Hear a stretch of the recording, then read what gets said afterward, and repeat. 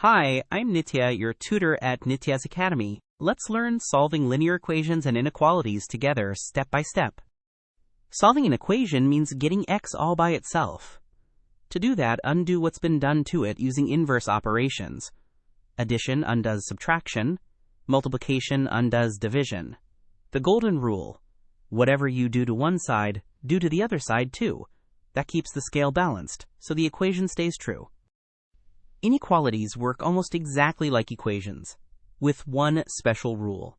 When you multiply or divide both sides by a negative number, you must flip the inequality sign.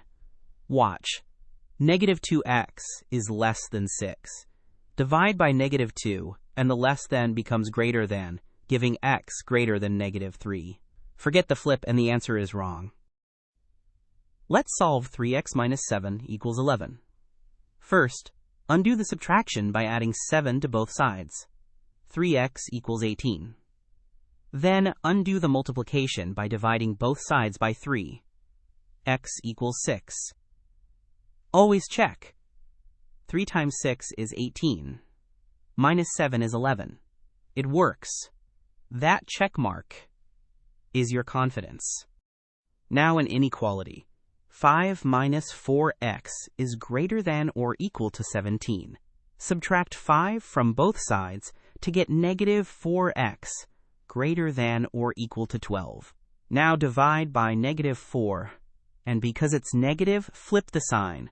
Greater than or equal becomes less than or equal, so x is less than or equal to negative 3. Don't forget the flip. Here's your plan.